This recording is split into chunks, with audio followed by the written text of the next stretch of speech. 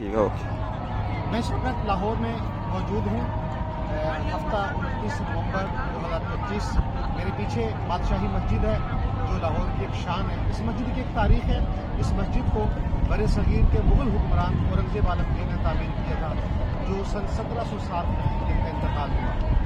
اورنگزیب عالمگیر نے اپنے دور سلطنت میں لاہور میں یہ شاندار مسجد تعمیر کی جو آج بادشاہی مسجد کے نام سے موسوم ہے. اسی مسجد کی طرز پر دلی میں جامع مسجد ہے, وہ بھی مغل بادشاہوں نے بنائی, اور اسی مسجد کی طرز پر ملتان میں بھی ایک شاہی مسجد ہے, شاہی عیدگاہ کے نام سے جانی جاتی ہے. اس مسجد کی خوبصورتی یہ ہے کہ اس میں بغیر مائک کے جب آواز دی جاتی ہے مسجد کے ہال میں, یا امام صاحب جب جماعت کرواتے ہیں اور بغیر مائک کے تلاوت کرتے ہیں, نماز پڑھاتے ہیں, تو اس کی تعمیر ایسی ہے کہ اس کی گونج پوری مسجد کے اندر آواز جاتی ہے.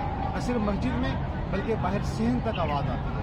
کیا شاندار ٹیکنیک, کیا شاندار تخلیق اور کیا انجینئرنگ کا استعمال اس دور میں, آج سے 350 سال تک, کہ جب یہ ذرائع نہیں تھے, یہ ٹیکنالوجی نہیں تھی, اس وقت کے انجینئرز نے, اس وقت کے ماہرین تعمیرات نے ایسی ٹیکنالوجی اور ایسا طرز اختیار کیا کہ جو آج بڑا یونیک اور بڑا یونیک سمجھا جاتا ہے. یہ بادشاہی مسجد انتہائی خوبصورت ایک تاریخ اور پس منظر رکھتی ہے اپنا.